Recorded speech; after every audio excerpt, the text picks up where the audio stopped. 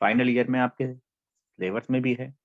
ये आपको Sushruta itself plus शल्य प्लस शालाक्य और थोड़ा बहुत पोर्शन काय चिकित्सा का कवर करा देगी। ठीक है, जो बच्चे हमसे पुराने पढ़ चुके हैं उनको पता है कि मैं शालाक्य में ऑलमोस्ट सारी डीजीजे कवर करा चुका हूं, लेकिन वो मैंने यूजी के हिसाब से पढ़ाया था। तो ये जो क्लास है मेनली AIA PGET के संदर्भ के अकॉर्डिंग चलेगी।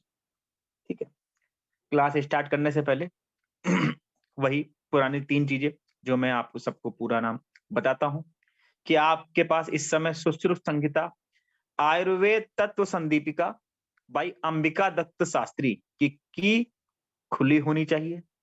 साथ में 2 हाइलाइटर पेन, जो मैंने पिछली बार ही बताया था, 2 हाइलाइटर पेन आपको इस समय होने चाहिए। ये मैं आज बता रहा हूं आपको, ये बार बार नहीं बताऊंगा। ठीक है, 2 हाइलाइटर पेन इस समय आपके पास होने चाहिए, प्लस एक आइदर रेड और ब्लू पेन आपके पास होना चाहिए, सिंपल पेन, और एक डायरी निमोनिक्स की आपके साथ होनी चाहिए हमेशा। ठीक है, इतना तो आपके पास होना चाहिए। प्लस इसमें एक छोटी सी नोट्स बुक या छोटा सा रजिस्टर आप बनाएंगे जब भी संहिता में कुछ भी पढ़ाऊंगा। आज फर्स्ट क्लास है इसलिए बता रहा हूं कि जहां पे मैं बताऊंगा कि ये श्लोक रेफरेंस के अकॉर्डिंग इंपॉर्टेंट है, उस श्लोक को आप एज इट इज उस रजिस्टर में नोट करेंगे और उसके आगे आर या रेफरेंस ऐसा करके कुछ लिख देंगे। जब सुश्रुत संहिता खत्म होगी उसके बाद चरक भी पढ़ाऊंगा। जब वो खत्म होगी तो आप देखेंगे कि आपके पास कुछ 150 से 200 श्लोक का कलेक्शन हो जाएगा जिनका केवल रेफरेंस इंपॉर्टेंट है। ऐसे ही रख के पूछेगा कि तस्य आयुषः पुण्यतमो वेदो वेदमिताम मतः वक्षते यन मनुष्याणाम लोकयोरुभ्य हितम। ठीक है, ये किसने कहा है, ये कथन किसका है, ऐसे पूछेगा। या चरक संहिता में ये कहां कहां गया है, ऐसे पूछ सकता है। ठीक है, या ये पूछ सकता है चरक सूत्र स्थान में ये कहां कहां गया है।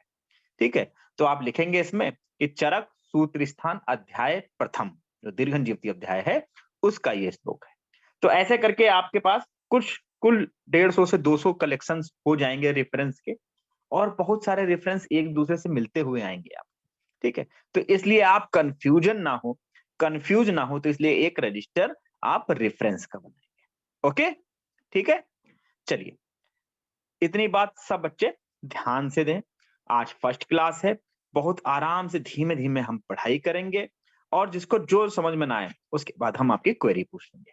ठीक है, आज फर्स्ट क्लास ही लेने के बाद, ठीक है, आइदर रात में टिल नाइट तक या सुबह टिल 11 o'clock तक आपके पास इस चैप्टर का एक छोटा सा टेस्ट आपको कराएंगे कि जो आपने पढ़ाई की है, ठीक है, और इसको पढ़ाई करने के बाद आपने कितना ग्रेस्प किया, कितना आपको समझ में आया। ठीक है, तो ये छोटा सा ये हम टेस्ट भी आपसे हम लेंगे। ठीक है, हमें बहुत आराम से पढ़ना है, धीमे धीमे पढ़ना है।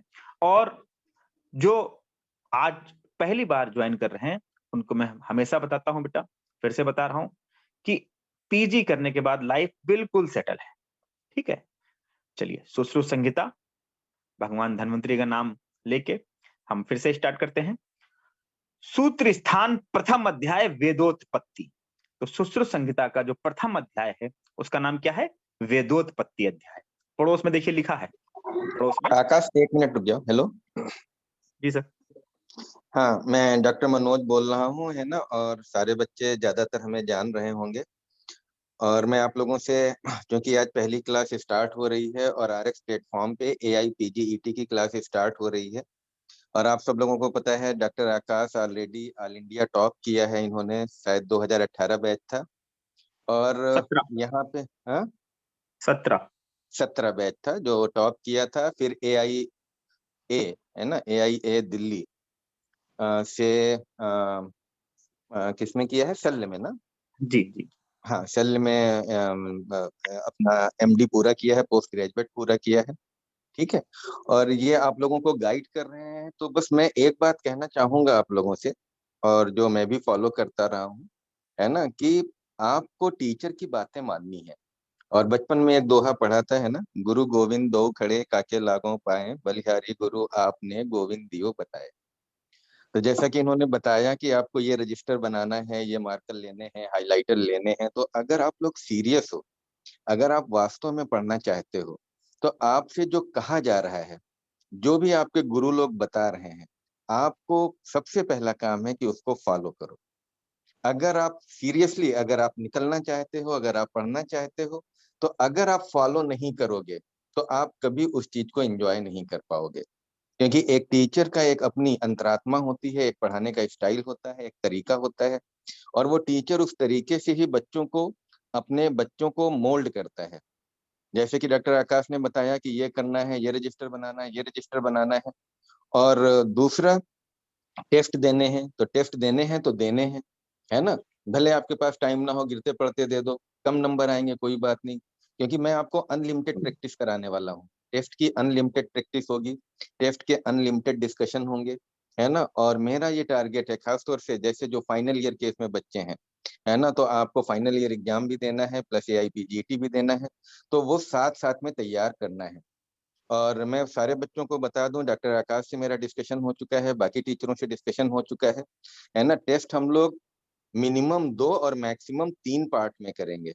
आज जो डॉक्टर साहब पढ़ाएंगे, है ना, ये एक इसमें होगा मस्ट नो। मस्ट नो का मतलब है कि वो क्वेश्चन आपको आने ही चाहिए, वो हर एग्जाम में पूछे जाएंगे। तो उसमें आप लोगों को तब तक प्रैक्टिस करनी है जब तक कि आपके 100% मार्क्स ना आ जाए। और अगर आपके नहीं आएंगे, तो हमारे यहाँ से फोन आएगा आपके पास, आपको टेस्ट देना है और आपको 100% स्कोर करना है, राइट। और ये हम लोग पूरा फॉलो अप करेंगे आप लोगों का, क्योंकि पहली बार हो रहा है, और मैं ये चाहता हूँ कि हमारे यहाँ से बच्चे निकलें। कुछ बच्चे 2023 में निकल जाएं, और लगभग 70-80% बच्चे हमारे 24 वाले में निकल जाएं। मेन टारगेट हम लोग 24 के ले रहे हैं, है ना। तो ये, लेकिन आप सबको मेहनत करनी है। 10-12 बच्चे जिन्होंने एडमिशन ले लिया है, उन सबको बहुत बहुत कॉन्ग्रेचुलेशन। और आप सब लोग बहुत अच्छे से पढ़ें, ठीक है, और सारे इंस्ट्रक्शंस को आपको फॉलो करना है। अगर आपको कुछ भी शिकायत है, अगर आपको कुछ भी अच्छा नहीं लगता है, अगर आपका कुछ भी सजेशन है, ठीक है, तो आप मेरे को बोल सकते हो, डायरेक्ट टीचर से बात कर सकते हो, राइट। और आप हमें बता सकते हो, हम लगातार इम्प्रूव करेंगे, है ना, बिल्कुल 100% इम्प्रूवमेंट होगा, ठीक है। तो इन सब शब्दों के साथ, इन बातों के साथ, है ना, डॉक्टर आकाश से मैं रिक्वेस्ट करूंगा कि वो जो है आप लोगों को आगे की क्लास स्टार्ट करें। चलिए, ओके डियर स्टूडेंट्स, तो सुश्रुत संहिता प्रथम अध्याय सूत्र स्थान का पहला अध्याय है वेदोत्पत्ति अध्याय। पहला अध्याय वेदोत्पत्ति अध्याय। अब ऐसे ही देखिए साइड में लिखा है, चरक का जो पहला अध्याय है उसका नाम है दीर्घन जीवती अध्याय। पढ़ते हैं तो हम दीर्घम जीवती पढ़ते हैं, ठीक है। तो चरक संहिता का जो पहला अध्याय है उसका नाम है दीर्घम जीवती अध्याय। अब यहीं पे सारंगधर संहिता का अगर हम पहला अध्याय देखें तो मंगलाचरण, सारंगधर संहिता का मंगलाचरण। अष्टांग संग्रह और अष्टांग हृदय जो कि वाग्भट जी ने लिखी थी, उसका है आयुष्कामी अध्याय। और माधव निदान का जो पहला अध्याय है उसका नाम है पंच लक्ष्मण निदान, ठीक है। तो ये एक कंपैरेटिवली स्टडी हो गई कि हमने सुश्रुत के साथ साथ चरक भी आपको बता दिया, उसका पहला अध्याय, अष्टांग संग्रह का भी बता दिया, हृदय का भी बता दिया, सारंगधर संहिता का भी बता दिया और माधव का भी बता दिया। तो ये कंपैरेटिवली हो गई, आपको ये आपको एक्स्ट्रा बोनस मिल गया, ठीक है ना। फिर सूत्र स्थान में जैसे हमको पता है, हमने पिछली बार भी बताया था, जो डेमो और टेलर आपको दिखाया था उसमें बताया था कि सुश्रुत संहिता के सूत्र स्थान में 46 अध्याय, ठीक है। तो हमने वहां भी बताया था आपको कि चरक संहिता के सूत्र स्थान में 30 अध्याय हैं, अष्टांग संग्रह के सूत्र स्थान में 40 अध्याय हैं और अष्टांग हृदय के सूत्र स्थान में 30 अध्याय हैं। तो ये आपको बोनस समझ लीजिए, एक कंपैरेटिवली स्टडी और कंपैरेटिवली नोट्स मिल गया, ठीक है। आगे देखते हैं, लिखा है अथा तो वेदोत्पत्ति अध्यायम व्याख्यास्या, ठीक है। तो ऊपर लिखा है देखिए 8 पद। ये 8 पद क्या है? तो एक बार बीएचयू में क्वेश्चन आया, बीएचयू का, उन्होंने पूछा था तो दीर्घन जीवती अध्यायम व्याख्यास्याम में कितने पद हैं? तो ये हालांकि तो सिलेबस का पार्ट नहीं है, ठीक है, सिलेबस का पार्ट नहीं है, लेकिन बीएचयू वालों ने अगर पूछ लिया तो क्वेश्चन बन सकता था कि भाई उन्होंने चलो बना दिया। तो ये चक्रपाणी ने जो टीका की है, उस टीका में बताए गए हैं कि इसमें इतने पाद हैं, इतने पद हैं, इतने श्लोक हैं। तो वहां पे चक्रपाणी लिखते हैं कि 8 पद हैं। तो उसका क्वेश्चन का आंसर था 8 पद, जो अथातो दीर्घम जीवती अध्याय था उसमें व्याख्या श्याम में 8 पद हैं। तो सतर्क हो जाना चाहिए कि अगर एक बार क्वेश्चन कोई चीज का बन चुका है, तो मान लीजिए वही टीचर फिर से बना दे, तो बोले सोचे कि एक बार इसका हम पूछ चुके हैं तो सुश्रुत का पूछ लें, तो याद करिएगा अथातो वेदोत्पत्ति मध्याह्न व्याख्याश्याम में 8 पद हैं। आपको कहीं मिलेगा नहीं, कोई बताएगा नहीं, ठीक है, लेकिन हम इसलिए आपको बता रहे हैं कि 8 पद हैं। ऐसा करके अगर एक बार क्वेश्चन कोई चीज का आ सकता है तो क्या पता दोबारा सुश्रुत का पूछ लिया जाए। हालांकि तब से लेकर आज तक ऐसा कोई क्वेश्चन नहीं आया है, लेकिन फिर भी हमें मालूम होना चाहिए कि 8 पद इसमें भी हैं और 8 पद उसमें भी, ठीक है। फिर देखिए बीच में लिखा है तस्य आयुषः पुण्यतमो वेदो वेदविताम मता। ये श्लोक पूरा लिखा है, वच्यते यन् मनुष्याणाम लोकयोरोभिरो हितम। तो इसके आगे देखो आर लिखा है, आर मतलब रेफरेंस के पॉइंट ऑफ व्यू से ये श्लोक इंपॉर्टेंट है। चरक सूत्र स्थान अध्याय प्रथम लिखा है ना विमर्श में, उसका ये श्लोक है।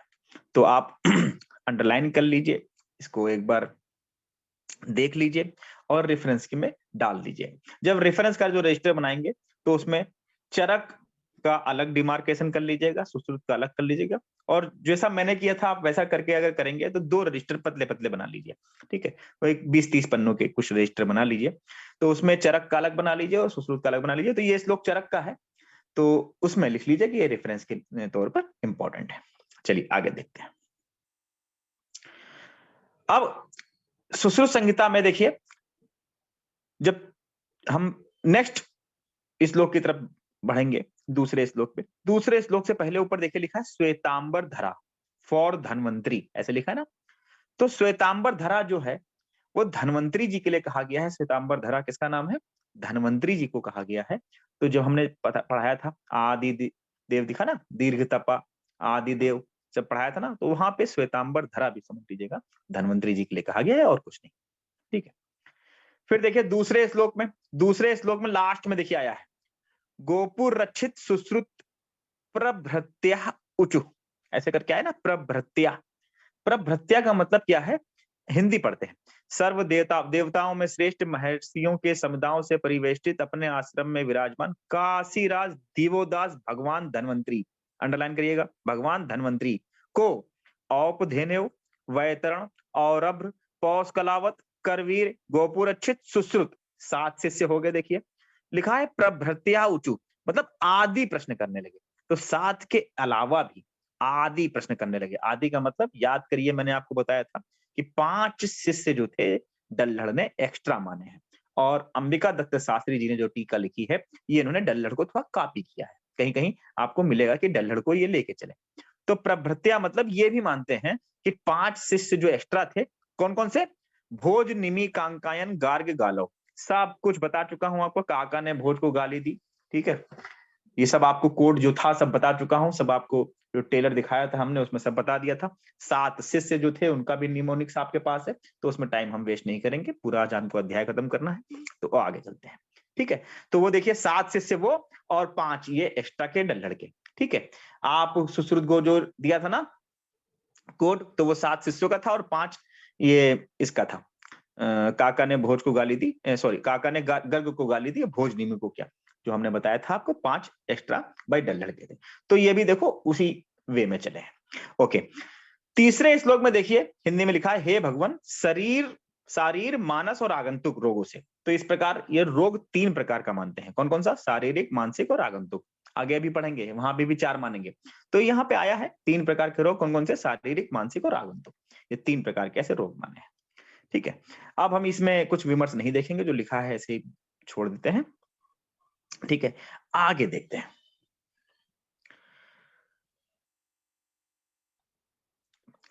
छठे नंबर श्लोक पे आते हैं, छठे नंबर श्लोक पे, और डबल क्यू करके देखिए लिखा है आयुर्वेद अथर्ववेद का उपांग है। क्या लिखा है? आयुर्वेद अथर्ववेद का उपांग है, उप अंग, ठीक है ना। इह खल खल्व आयुर्वेदम अष्टांगम उपांगम अथर्व वेदस्य अनुपात पाद्य वेव प्रजा श्लोक सत, अंडरलाइन करिएगा, श्लोक सत सहस्त्रम अध्याय सहस्त्र कृतवान स्वयंभू। ये स्वयंभू किसके लिए आया है? तो देखिए आयुर्वेद अथर्ववेद का उपांग है, इसको अंडरलाइन कर लीजिए। ये बहुत पूछता है, अभी मेडिकल ऑफिसर का एग्जाम हुआ उसमें भी पूछा। ठीक है, आयुर्वेद अथर्ववेद का उपांग है, लेकिन कुछ लोगों ने इसको पंचम वेद माना है। आपको 4 वेद के नाम पता है? सारे बच्चों को मैं ऐसा मानता हूं 4 वेद के नाम पता। सबको पता है, नहीं पता है? सबको पता है, नहीं पता है? नहीं पता है तो लिख लीजिए, जिनको 4 वेद नहीं पता है। वैसे मुझे ऐसा मन लगता है कि सबको पता होना चाहिए। ऋग्वेद, सामवेद, यजुर्वेद, अथर्ववेद।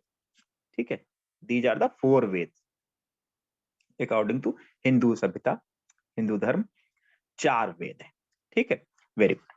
तो अथर्ववेद के अंतर्गत ही, अथर्ववेद के अंतर्गत ही आयुर्वेद का वर्णन डिटेल में है, इसलिए आयुर्वेद को अथर्ववेद का उप अंग माना जाता है। ठीक है, लेकिन 2 लोग, काश्यप और भास्कर संप्रदाय, इन्होंने कहा है कि आयुर्वेद पंचम वेद है। अंडरलाइन कर लीजिएगा, किन किन ने कहा है? ऊपर देखिए लिखा है, काश्यप और भास्कर संप्रदाय आयुर्वेद को पंचम वेद माना है। ठीक है, आयुर्वेद को पंचम वेद, 5वां वेद माना है। फिर देखिए लिखा है, आयुर्वेद अथर्ववेद का उपांग है। हिंदी पढ़ते हैं, छठे श्लोक। इसके 8 भाग हैं, 8 भाग है।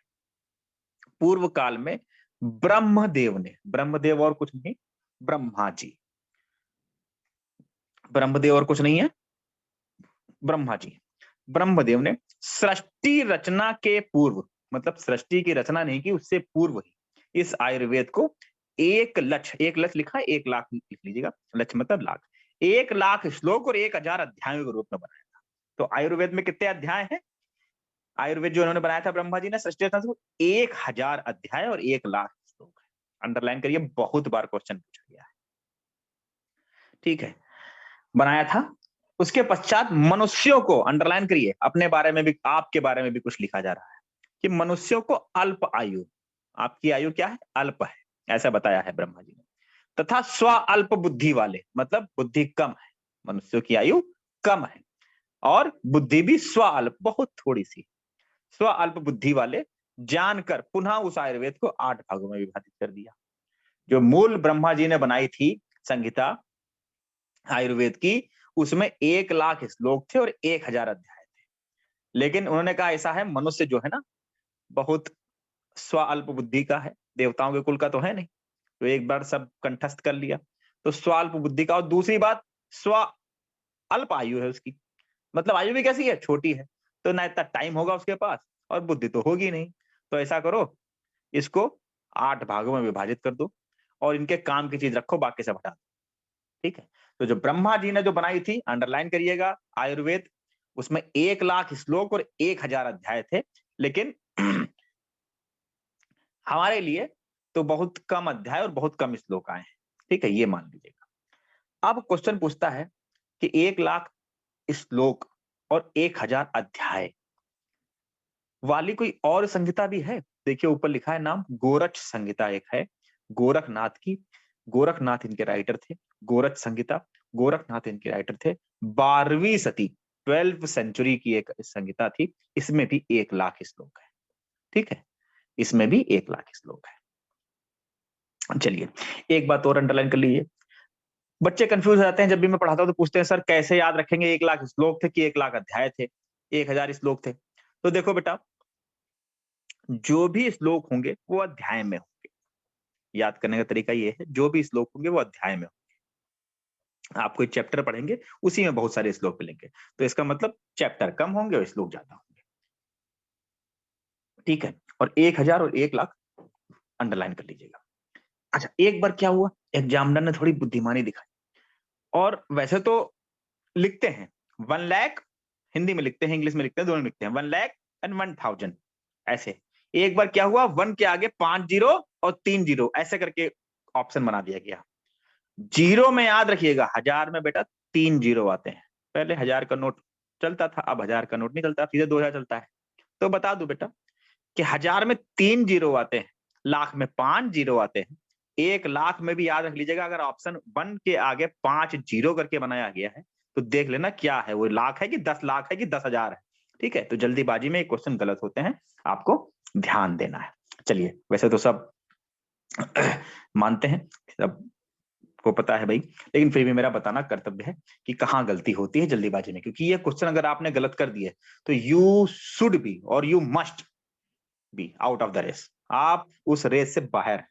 ये बिल्कुल इजी क्वेश्चन है बेटा, जो आप समझ रहे हैं ना, जो क्लास का थर्ड मतलब बैक बेंचर और थर्ड वाला जो बच्चा होगा ना, बिल्कुल कहते हैं ना क्रीमी लेयर और ये फिर मिडिल लेयर और लास्ट में बेकार लेयर, वो बेकार लेयर वाले बच्चे को भी पता होगा कि 1 लाख श्लोक है और 1000 अध्याय है, और ये क्वेश्चन आपका गलत नहीं होना चाहिए। ठीक है, ओके, देखते हैं। विमर्श में देखिए लिखा है, चरक तथा हस्त आयुर्वेद में आयुर्वेद को अथर्ववेद का उपांग माना है। चरक ने भी माना है, हस्त आयुर्वेद ने भी माना है, किंतु व्यासकृत, चरणव्यूह और संकरोक्त आयुर्वेद को आयुर्वेद में ग्रंथ में इसे ऋग्वेद का उपयोग उपवेद माना है। अंडरलाइन कर लीजिए और रट लीजिएगा कि व्यासकृत, चरणव्यूह, संकरोक्त और लिखिए कि प्रस्थान भेद लिखा है, प्रस्थान भेद, इन्होंने आयुर्वेद ग्रंथ में इसे ऋग्वेद का उपवेद माना है। अंडरलाइन कर लीजिएगा कि वैसे तो अथर्ववेद का उपवेद है, लेकिन ये 3 लोग जो हैं, व्यासकृत, चरणव्यूह, संकरोक्त तो प्रस्थान वेद, ये आयुर्वेद में को ऋग्वेद का उपवेद या उपांग मानते हैं। ठीक है, अंडरलाइन कर लीजिएगा। फिर देखिए लिखा है, अष्टांग संग्रहकार ने सुश्रुत संहिता अनुसार आयुर्वेद की अष्टांगों में विभक्ति ब्रह्मदेव कृत ना मानकर अग्निवेश कृत मानी। तो एक इन्फॉर्मेशन है, अंडरलाइन कर लीजिएगा, इतना नहीं पूछता है। 7वां श्लोक वेरी वेरी वेरी इंपॉर्टेंट, इसका क्रम इंपॉर्टेंट, क्रम आपको याद रहे ना रहे, एक निमोनिक्स आके लिखा है, ससा काभू कौअरवा, ससा काभू कौअरवा, तद्यता शल्यम सलाक्यम काय चिकित्सा भूत विद्या कौमार भृत्यम अगर तंत्रम रसायन तंत्रम वाजीकरण तंत्रम इति। ठीक है, तो शल्य सालाक काय चिकित्सा भूत विद्या कौमार भृत अगर तंत्र रसायन तंत्र वाजीकरण तंत्र, ये इसके 8 अंग हैं, ऐसा सुश्रुत कहते हैं। इसका क्रम इंपॉर्टेंट है कि इन्होंने कौमार भ्रत को कौन से नंबर पर रखा है, इन्होंने काय चिकित्सा को किस नंबर पर रखा है, इन्होंने शल्य तंत्र को किस नंबर पर रखा है, इन्होंने वाजीकरण को किस नंबर पर रखा है। ठीक है, तो ये नंबर बहुत इंपॉर्टेंट है, क्योंकि जब आप अभी हम चरक पढ़ेंगे, फिर उसके बाद सुश्रुत पढ़ेंगे, फिर अष्टांग हृदय पढ़ेंगे, फिर अष्टांग संग्रह पढ़ेंगे, फिर हम सारंगर पढ़ेंगे, सबके फिर काश्यप पढ़ेंगे, सबके क्रम इधर से उधर हैं। ठीक है, लेकिन सुश्रुत चरक इन 2 के क्रम तो आपको बिल्कुल टिप ऑफ टंग होने चाहिए। टिप ऑफ टंग तो वैसे सबके होने चाहिए, लेकिन जो चरक और सुश्रुत है ये तो आपको बिल्कुल मस्ट नो होने चाहिए, जैसे सर ने बताया था। तो इसका जो कोड है, ससा काभू कौ अरुआ, ससा काभू कौ अरुआ, सा से मतलब शल्य, सा से मतलब सालाक्य, का भू, का फॉर काय चिकित्सा, भू फॉर भूत विद्या, कौ अरुआ, कौ फॉर कौमार भ्रत, अगत तंत्र आ से, रा से रसायन तंत्र, वा से वाजीकरण। तो इतना याद करने से अच्छा है, श्लोक याद करने से अच्छा है, ससा का भू कौ अरुआ याद कर लीजिए, आपका ये क्वेश्चन लग जाएगा। फिर देखिए इन्होंने, जब हमने आपको टेलर दिखाया था तो टेलर में दिखाया था कि पहले अध्याय में क्या है, सारे अष्टांग विभाजन भी इन्होंने किया है और पहले अध्याय में ही प्रत्येक अंग की इन्होंने परिभाषा दी है। तो ये परिभाषा है, हम लोगों ने पीजी की है शल्य में, तो हमें याद है, हालांकि पीजी नहीं की थी तब भी याद थी कि तत्र शल्यम नाम विवितरण काष्ठ पाषाण 500 लोह लोह अस्थि बाल नख पूय श्राव दुष्ट व्रणांत गर्भ शल्यो उद्धरणार्थ यंत्र शस्त्र छार अग्नि प्राणिधान व्रण वृष्टियार्थन। ठीक है, कि इतना सब काम करने वाले को शल्य तंत्र कहते हैं। इसमें क्या है, तो ये आप ऐसे ही याद कर लीजिएगा, अगर याद कर सकते हैं, और मुझे लगता है कि आप में से बहुत लोगों को याद होगी। तो जिनको नहीं याद है तो याद कर लीजिएगा, शल्य तंत्र की परिभाषा है ये। ठीक है, शल्य तंत्र क्या है, शल्य तंत्र में क्या होता है, तो ये सब पूछा जाता है और इंपॉर्टेंट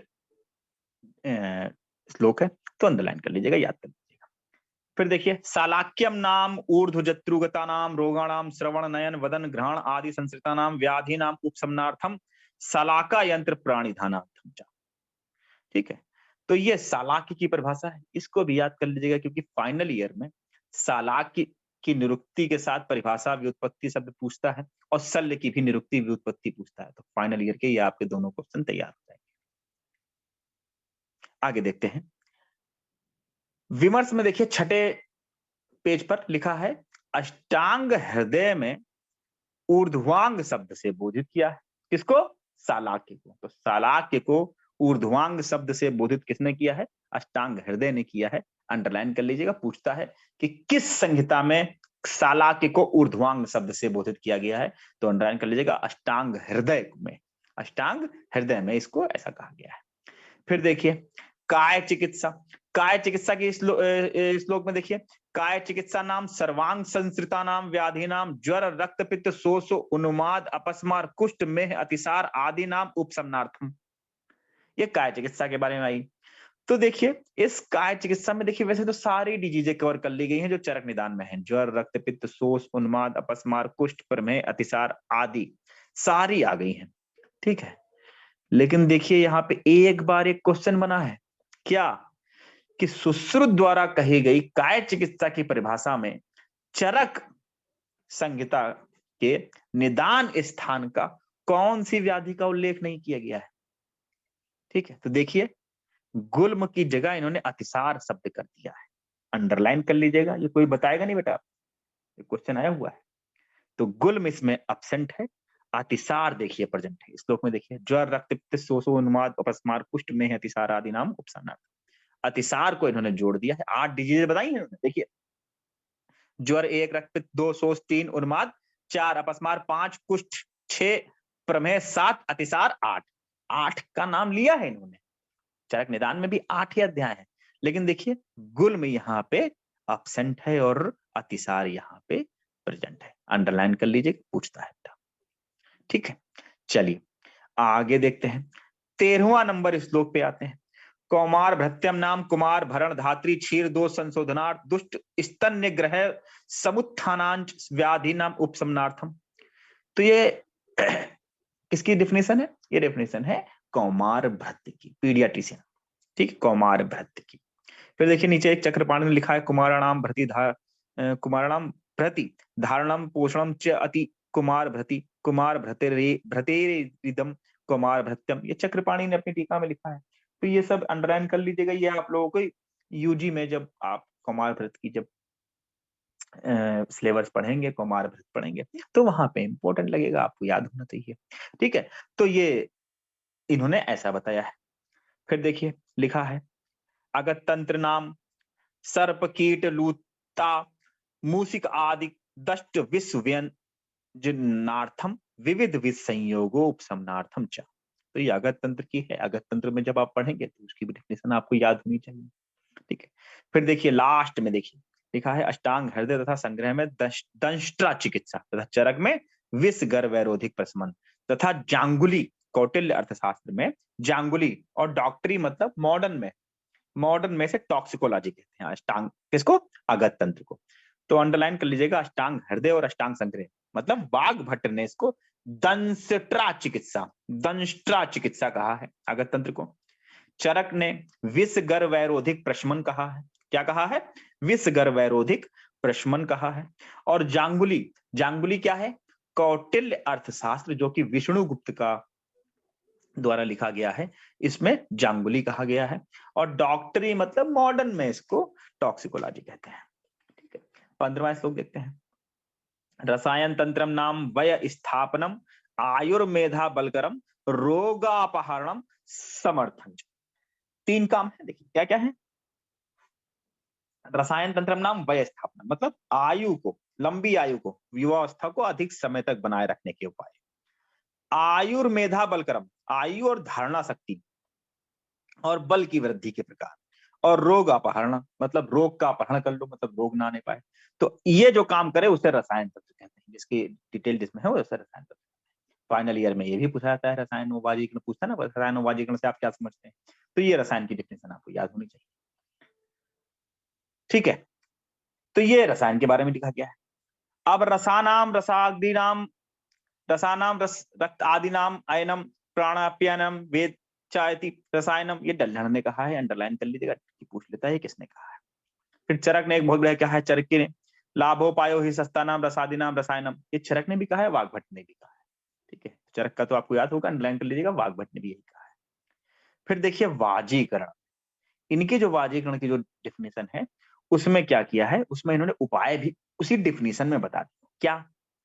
वाजीकरण तंत्रम नाम अल्प दुष्ट क्षीण विशुष्क रेतस आप्यायन प्रसादो उपचय जनन निमित्तम प्रहर्ष जननार्थ।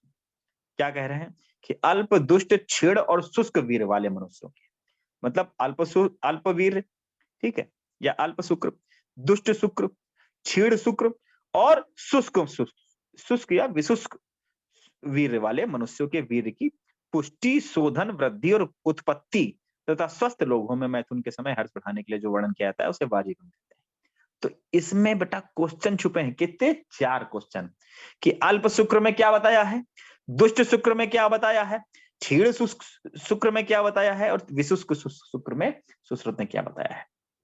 तो देखिए ऊपर लिख दिया है मैंने, अल्प शुक्र में आप्यायन, दुष्ट शुक्र में प्रसाद, क्षीण शुक्र में उपचय और विशुष्क शुक्र में जनन। इतना बताया है इन्होंने, ये इतना हमें काम करना है वाजीकरण में।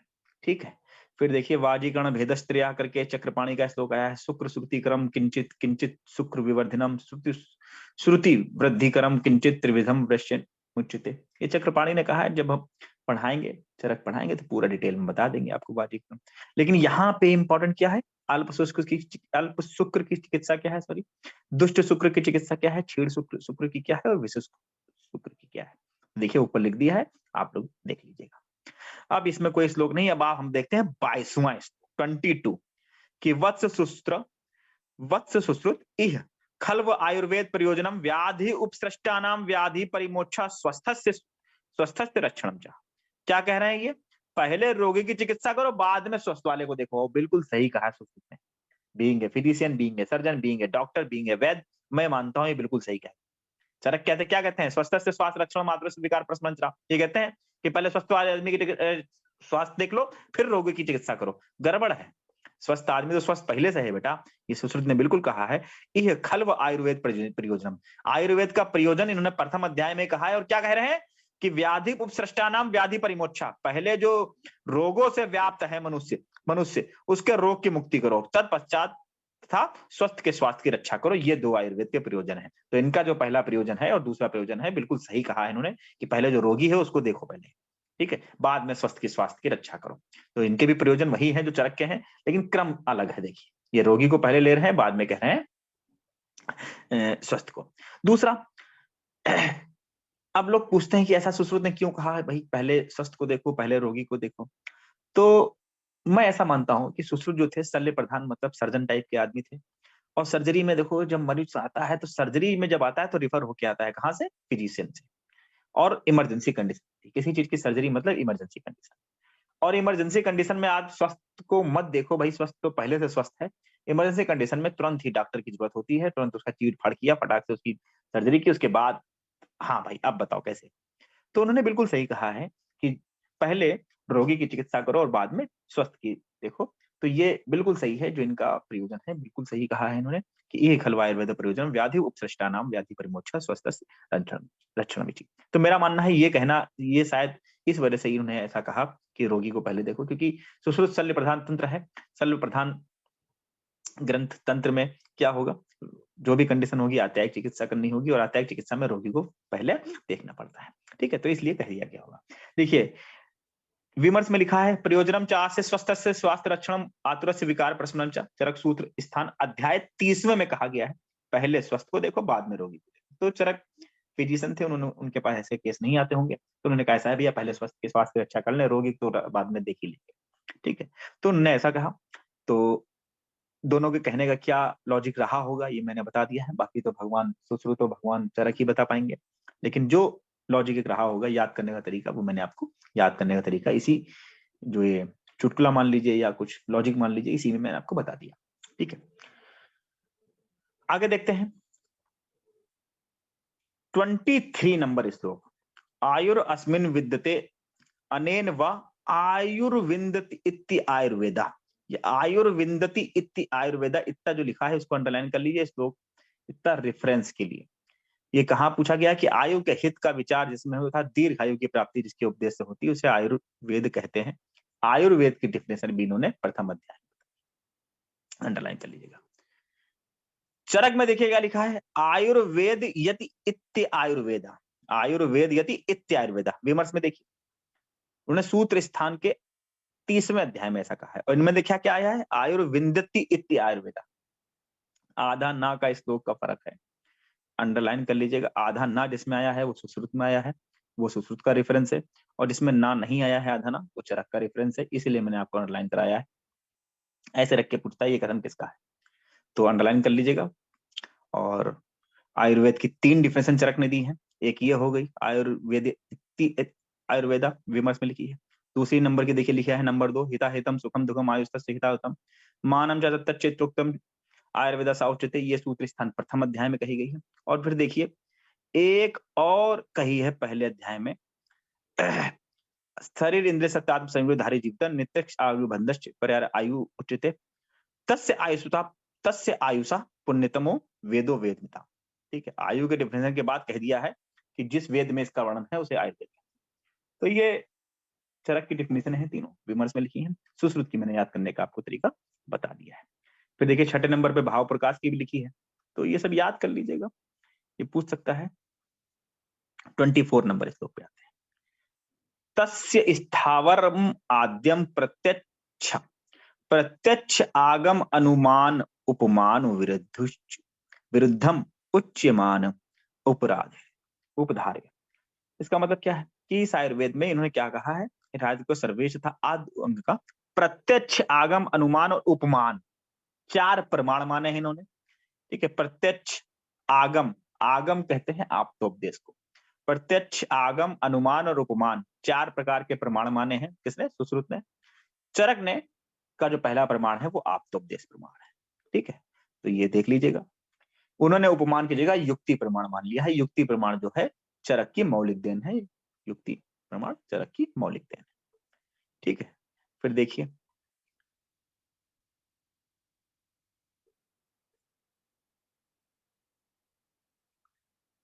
25 नंबर श्लोक के विमर्श में आइए, 25 के विमर्श में इसमें लिखा है अश्विनो देव भिषजो। तो एक बार पूछा गया है कि देव भिषक किसे कहा गया है, देवों को भिषक किसे कहा गया है, तो अश्विनी कुमार को, अश्विनो लिखा है ना, अश्विनो मतलब 2 लोग, अश्विनी कुमार को देव भिषक कहा गया है। ठीक है, अश्विनी कुमार को देव भिषक कहा गया है। फिर देखिए 26 जो श्लोक है ये बता रहा है कि शल्य तंत्र प्रधान क्यों है। हर आदमी अपनी तारीफ करता है, अपने लिखे हुए तंत्र की ग्रंथ की प्रदान करता है। आप भविष्य में बुक लिखेंगे, जैसे हमारी वाइफ है, उन्होंने एक बुक लिखी आर्थराइटिस पे एक बुक लिखी। तो मैंने ऐसे पूछ दिया, यार तुमने बुक लिखी है, ये बुक में ऐसा क्या खासियत है, तो उन्होंने एक नहीं 25 क्वालिटी बताई उसकी, 25 क्वालिटी की, इस बुक में ऐसा है, इस बुक में ऐसा है, ये कहीं नहीं मिलेगा आपको।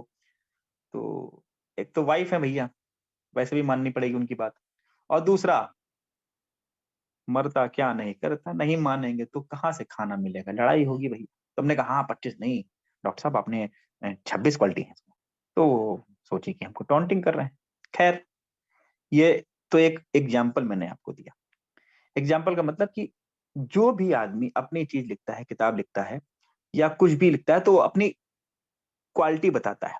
ऐसे ही सुश्रुत जी ने क्या किया अपनी क्वालिटी बताई कि शल्य तंत्र हम लिख रहे हैं, शल्य तंत्र की क्वालिटी क्या है कि अष्ट अश्वपी च आयुर्वेद तंत्र, ये सब छोड़िए, इसमें लिखे आसु क्रिया करणात् यंत्र शस्त्र क्षार अग्नि प्राणिधनात् सर्वतंत्र सामान्य।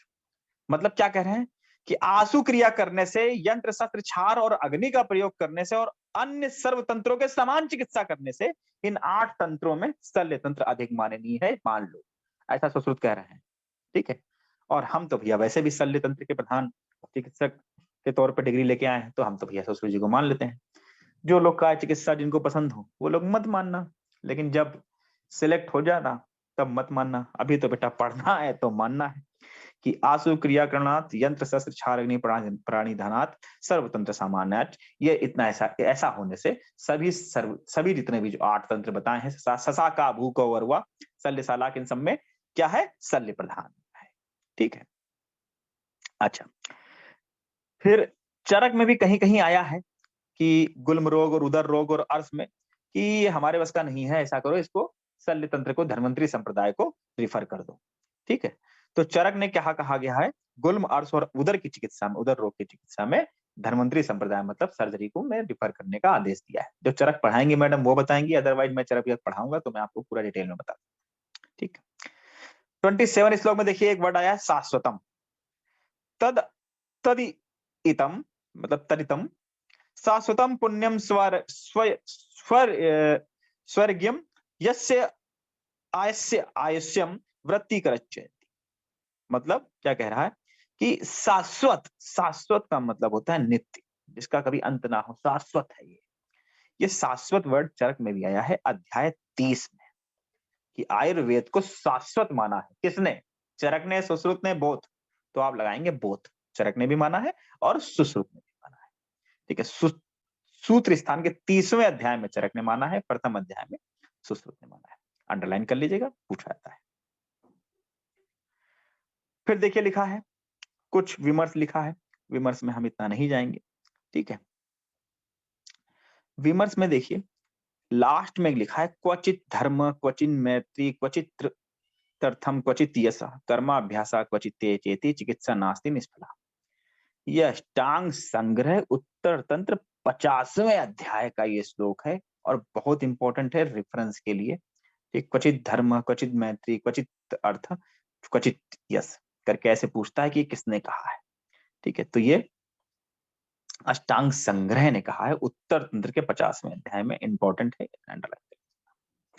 28वें श्लोक में आइए। ब्रह्मा, ब्रह्मा से दक्ष प्रजापति, दक्ष प्रजापति से अश्विनी कुमार, अश्विनी कुमार से इंद्र और इंद्र से धन्वंतरी, मतलब विदाई हो गई, BDAI, विदाई हो गई, विदाई हो गई। ब्रह्मा, दक्ष प्रजापति, अश्विनी कुमार और इंद्र, विदाई हो गई। विदाई दी किसने? 7 शिष्यों ने। तो ब्रह्मा, दक्ष प्रजापति, अश्विनी कुमार, इंद्र, इंद्र के बाद दी किसने? मतलब धन्वंतरी।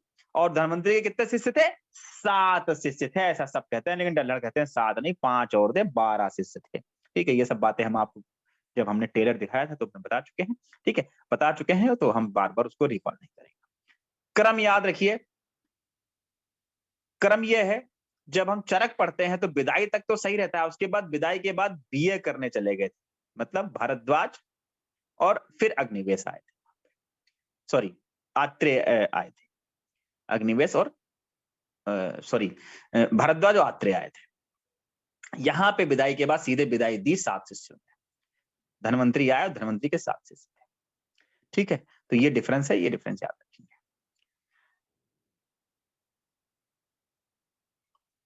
फिर देखिए 29 नंबर श्लोक में धन्वंतरी आदि आदि देवो कहा गया है ना, तो धन्वंतरी को आदि देव कहा गया है, ये मैं आपको पहले ही बता चुका हूं, जब हमने पहली क्लास ली थी, याद करिए, उसमें बताया था मैंने। 30वां नंबर श्लोक देखिए, अस्मिन शास्त्रे पंच महाभूत शरीरी समवाय पुरुष इति उच्यते, ये भी आपको बता चुका हूं, जब टेलर हमने दिखाया था आपको तो हमने बताया था ये फिलिंग डबलिंग्स पूछता है, तो पुरुष इति उच्यते करके याद कर लीजिएगा, ये पुरुष पूछता है, रेफरेंस के लिए भी इंपॉर्टेंट। ठीक है। तस्मिन क्रिया सो अधिष्ठानम कस्मात लोकस्य दैविध्यात, अंडरलाइन करिए। लोक कितने प्रकार का होता है? 2 प्रकार का। लोक द्विविध, लोक 2 है, कौन कौन सा? इहलोक और परलोक, ऐसा कहते हैं, ये लोक और परलोक, लोक 2 विधा का है। ठीक है। लोक को द्विविध भी माना है सुश्रुत ने और लोक को पंचविधि भी माना है, अंडरलाइन कर लीजिएगा। तो लोको ही द्विविधा, स्थावर और जंगम, स्थावर और जंगम 2 प्रकार से लोक है। ठीक है। और अगर द्विविधात्मक एस आग्नेय सौम्य, आग्नेय और सौम्य के अगर डिफरेंशिएट करेंगे तो 2 प्रकार का है। तद भूयस्तत्वात् का अगर पृथ्वी की तरफ से करेंगे तो लोक 5 प्रकार का है। तो देखो लोक को इन्होंने द्विविधम में माना है और पंचविधम में माना है, अंडरलाइन के लिए पूछता है। फिर लिखा है तत्र चतुर्विधम भूतग्रातम, भूतग्रामम। भूतग्राम क्या होता है? चतुर्विध भूतग्राम 4 होते हैं, स्वेदज, जरायुज, अंडज, उद्भिज, ये 4 प्रकार के भूतग्राम, इन्हीं सृष्टि निर्माण होता है। तत्र पुरुषा प्रधान, उसमें भी पुरुष प्रधान है। ठीक है, तो ये अंडरलाइन कर लीजिएगा, ये पूछता है। ठीक है, कि भूतग्राम किसे कहते हैं, इनमें से कौन भूतग्राम नहीं? स्वेदज, जरायुज, अंडज और उद्भिज, ये 4 प्रकार के भूतग्राम है। फिर 31 में देखिए, तथ दुख संयोगा व्याधि उच्चनते, अंडरलाइन कर लीजिएगा, रेफरेंस में पूछता है किसका श्लोक है, तो ये सुश्रुत का श्लोक है। तथ दुख संयोगा व्याधि उच्चनते, व्याधि को अंडरलाइन कर लीजिएगा, व्याधि लिंक द ब्लैंक्स में पूछ सकता है, ये भी इंपॉर्टेंट है। फिर देखिए 32 नंबर श्लोक, अभी हमने पढ़ा था ना व्याधियां 4 प्रकार की, उन्होंने बताया था आगंतुक, शारीरिक, मानसिक। इसमें देखिए क्या कह रहे हैं, आगंतुक, शारीरिक, मानसिक और स्वाभाविक, अंडरलाइन करिएगा स्वाभाविक। 4 प्रकार के रोग बताए हैं सुश्रुत ने, 4 प्रकार के, मैंने आपको बताया था ना 3 प्रकार के भी आगे बताए हैं, चौथा भी आगे बताएंगे। 3 प्रकार के सबसे शुरुआत में बताया, फिर उसके बाद चौथा बताया स्वाभाविक। अब स्वाभाविक रोग कितने होते हैं, अंडरलाइन करिए, स्वाभाविक रोग कितने होते हैं, अंडरलाइन करिए। तो 33 नंबर श्लोक में आइए और सबसे लास्ट लाइन देखिए 33 नंबर श्लोक की, क्षुत पिपासा जरा मृत्यु निद्रा। क्षुत पिपासा जरा मृत्यु निद्रा। क्षुत मतलब भूख, पिपासा मतलब प्यास, जरा मतलब बुढ़ापा, मृत्यु मतलब बताने की जरूरत नहीं है, निद्रा मतलब स्लीप। ये स्वभाव से आते हैं, इसमें किसी का कोई लेना देना नहीं होता, और ये स्वाभाविक रोग हैं, आने ही आने हैं। क्षुत मतलब भूख लगनी लगनी है, पिपासा मतलब प्यास लगनी लगनी है, जरा मतलब सबको बुढ़ापा आना ही आना है।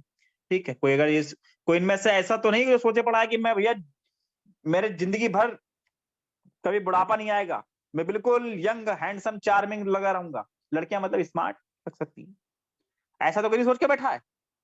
ऐसा जो सोच के बैठा हो, सुश्रुत का श्लोक अपने मोबाइल में, स्टेटस पर, डीपी में ये लगा लेना बेटा, क्षुत पिपासा जरा मृत्यु निद्रा, ये सबको आनी है, स्वाभाविक रोग है।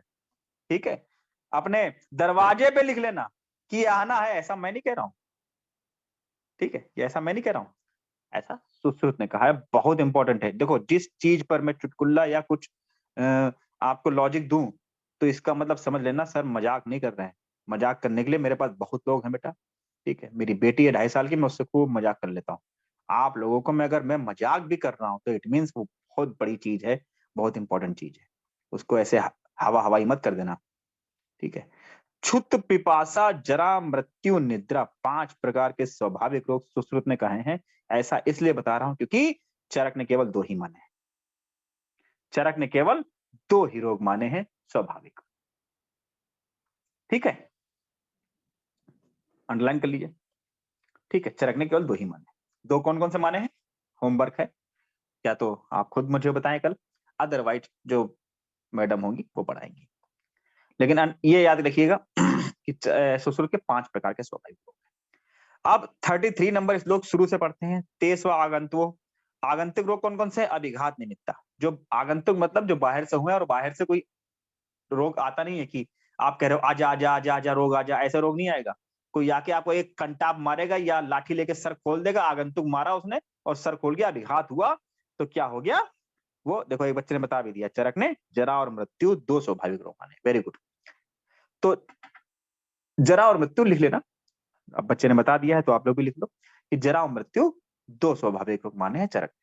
तो हम कहें कि भैया रोग आ जाओ, आगंतुक आ जाओ, ऐसे घर में बुला रहे हैं, जैसे हम आपको मेहमान के तौर पे कि आज बर्थडे है मेरा आ जाओ, तो ऐसा नहीं आता है रोग।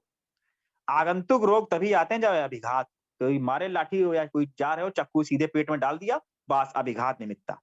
तो आघात से, किससे, क्या लिखा है, शस्त्र, लाठी, पाषाण आदि के आघात से जो उत्पन्न होते हैं वो क्या है, वो आगंतुक रोग है। तो अभिघात निमित्ता आगंतुक रोग। दूसरा क्या लिखा था, शारीरिक, शारीरिक में क्या है, शारीरिक तो अन्नपान मूला, अन्नपाल से जो है, वात पित्त कफ शोणित सन्निपात वैषम्य निमित्ता, मतलब वात पित्त कफ रक्त इनके सन्निपात से क्यों हो रहा है, क्योंकि सारे लोग हीन मिथ्या और अति मात्रा में प्रयुक्त अन्नपान के कारण हो रहा है। ठीक है, कल मैं बरेली गया, वहां मैंने देखा छोले कुलचे मिल रहे थे, छोले कुलचे खाए, आज मेरा पेट खराब हो गया। क्या हुआ, ये एक तो मैंने मिथ्या आहार लिया और ऊपर से अति मात्रा ले लिया, तो क्या हो गया, ये अन्नपान से होगा।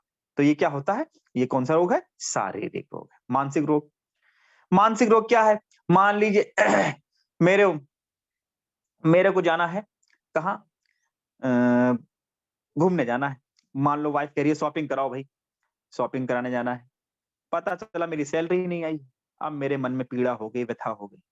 या मैं आ रहा था, सुनने में आया कि अरे भैया ऐसा है, जो आपके बहुत क्लोजली रिलेटिव हैं, उनका लड़के का सर फूट गया है। क्या टेंशन हो गई, ईर्ष्या। मान लीजिए सुनने में आया जो पड़ोस वाला जो हमारा बैचमेट था, उसने 2 मंजिला अस्पताल बनवा लिया अपना, ईर्ष्या हो गई। ठीक है। या और भी कुछ ऐसी किसी से मन से जो दुखी व्यथा हुई, अगर वो रोग अगर हो रहा है, तो इट मीन्स वो क्या है, मानसिक है। ठीक है। क्रोध, शोक, हाँ, मान लीजिए हमने आपसे कहा कि हम आपको कल पढ़ाएंगे, और पता चला हम जैसे क्लास खोल के बैठे, एक भी बच्चा नहीं, हमको क्या क्रोध आएगा, गुस्सा आएगा कि अरे यार बताओ, हम तो टाइम पे आ गए, बच्चा एक भी नहीं। इट मीन्स क्रोध। तो ये सब क्या है, ये मानसिक रोग है। तो मानसस्तु क्रोध शोक भय हर्ष विषाद ईर्ष्या, अंडरलाइन करिए, लिखा है अभ्यसूया, लिखा है ना अभ्यसूया, दैन्य मार्तस्य, ये क्या है, तो ये पूछता है काम लोभ प्रवृत्ति इच्छा द्वेष, ये सब क्या है, मानस रोग है। तो ये इसमें अंडरलाइन कर लीजिए अभ्यसूया और मार्तस्व। अगर इतना सब आ गया कि क्रोध क्या है, शोक क्या है, भय क्या है, हर्ष क्या है, विषाद क्या है, तो आप लगा लेंगे कि ये मानसिक रोग है। लेकिन अगर पूछ लिया मैंने अभ्यसूया, ये क्या है, कौन सा रोग है, तो आप कहोगे सर ने तो यार बताया नहीं था ये कौन सा अभ्यसूया, ये कौन सा, लग रहा है कोई सांप का नाम होगा, वो काटेगा तो मतलब आघातक में ठोक दो। तो ये मत रखना, पहले अंडरलाइन करवा दे रहा हूँ, अभ्यसूया और मार्तस्य। अगर करके पूछा जाए कि ये कौन से रोग हैं, तो मानसिक रोग है, अंडरलाइन कर लीजिएगा। काम लोभ तो अंडरलाइन कर लो, ये निकाल लोगे। लेकिन अभ्यसूया और मार्तस्य अगर करके पूछा, और पूछा गया है, दोनों में क्वेश्चन क्यों लिखा है, इसका मतलब पूछा गया है। तो ये रोग क्या है, ये मानसिक रोग है। और स्वाभाविक तो मैं आपको बता चुका हूँ, क्षुध पिपासा जरा मृत्यु निद्रा, 5 प्रकार के स्वाभाविक रोग है। ठीक है। तो ये आपको सारे रोग कैसे याद होंगे, कैसे अंडरलाइन करने हैं, क्या है, कौन कौन से इंपॉर्टेंट है, सब मैंने आपको बता दिया है। अब हम 34 नंबर श्लोक देखते हैं। क्या, ता एते मना शरीर अधिष्ठान, इनके अधिष्ठान कौन कौन से हैं, मन और शरीर, यही अधिष्ठान है इसके। तेसाम संशोधन संसमन आहार आचार निग्रह हेतु, निग्रह का हेतु क्या है, संशोधन संसमन आहार और आचार।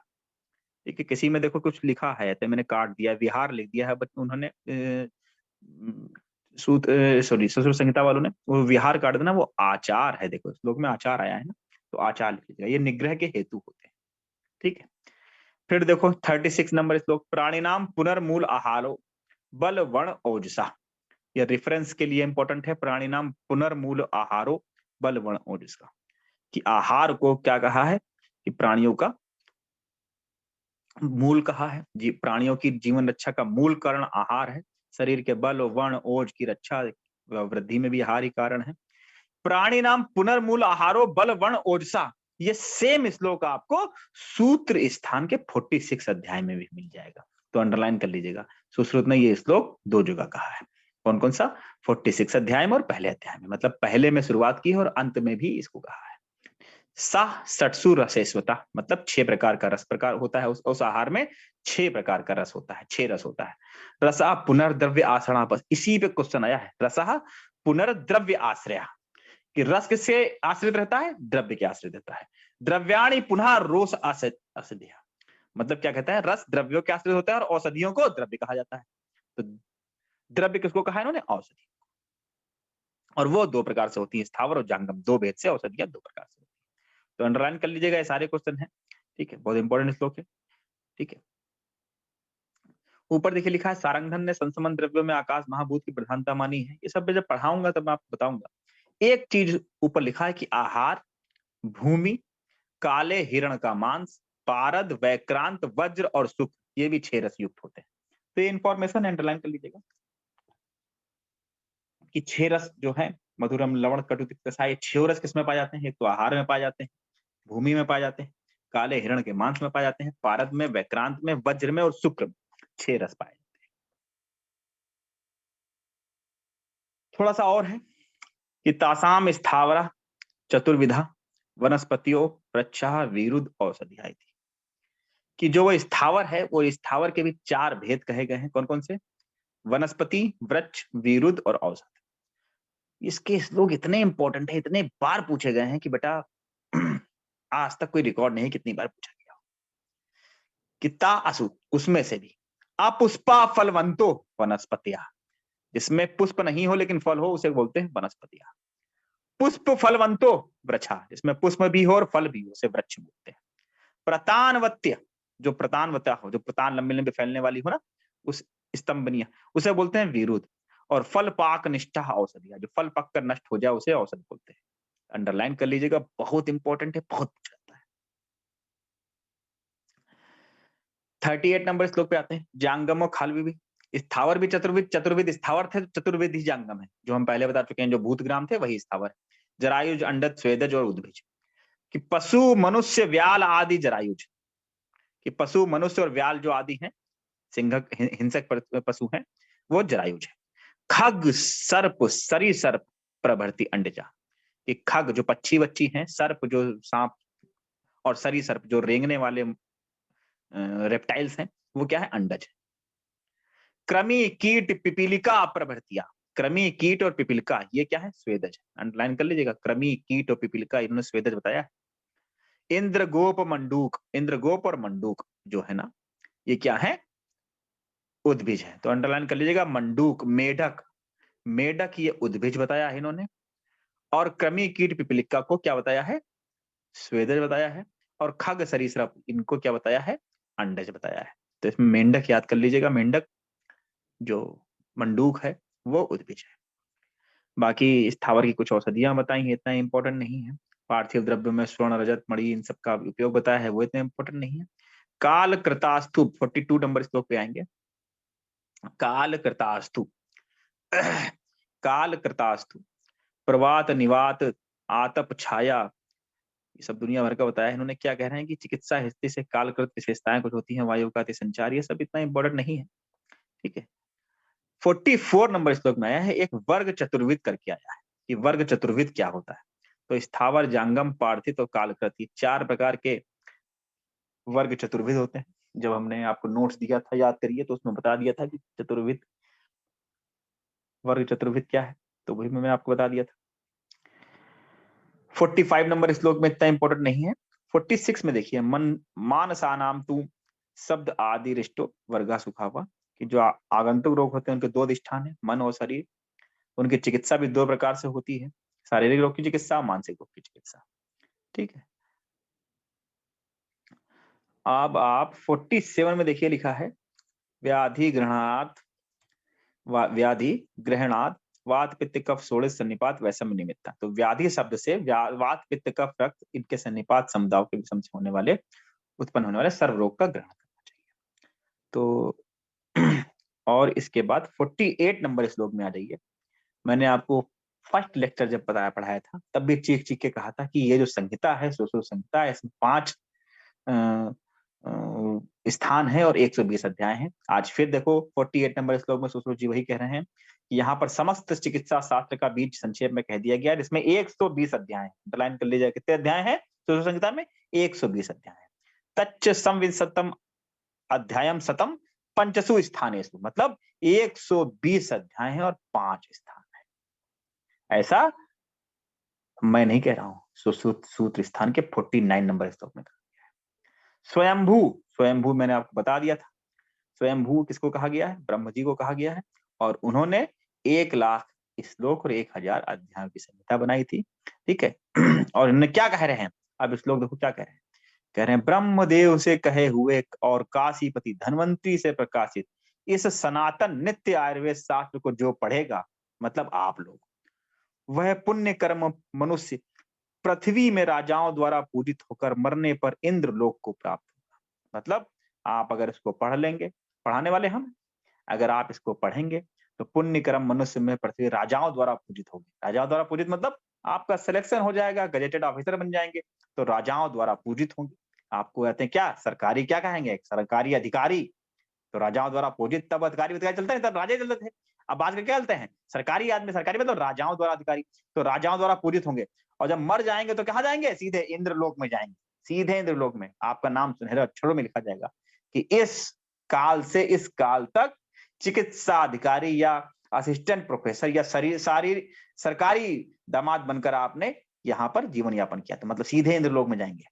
कहीं बीच में ब्रेक नहीं लगेगा, और नहीं पढ़ोगे तो डग्गा मार गाड़ी चलेगी। ऐसा मैं नहीं कह रहा हूँ, सुश्रुत जी कह रहे बेटा, मैं नहीं कह रहा हूँ। तो पहला अध्याय खत्म हुआ। पहले अध्याय में जिसको जो ना समझ में आए हो, 5 मिनट का आपको टाइम है, पूछ सकता है। कल हम दूसरा अध्याय, तीसरा अध्याय, चौथा अध्याय 2 3 4 कल 3 अध्याय खत्म करेंगे। पहला थोड़ा बड़ा था, दूसरा तीसरा चौथा छोटा है।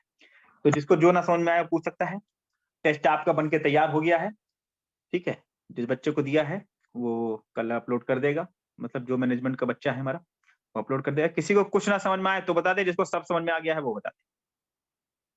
दोनों टाइप के लोग हैं, जिसको सब समझ में आ गया है वो बता दे, जिसको कुछ ना समझ में आया है वो बता दे।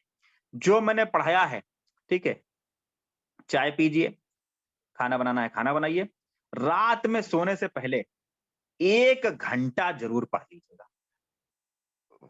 ओनली 1 आवर, ओनली 1 आवर, ज्यादा नहीं, केवल 1 घंटा, केवल 1 घंटा पढ़ लीजिएगा। मैं गारंटी से कह रहा हूं आपके डीप मेमोरी में चला जाएगा, याद रहेगा आपको। मैंने पढ़ा दिया है, आपने बंद कर दिया, 0। आगे 3 अध्याय और आगे हैं, ठीक है। अब बच्चे देखो कुछ क्वेरी कर रहे हैं कि आ गया सर, बढ़िया समझ में आ गया, आ गया।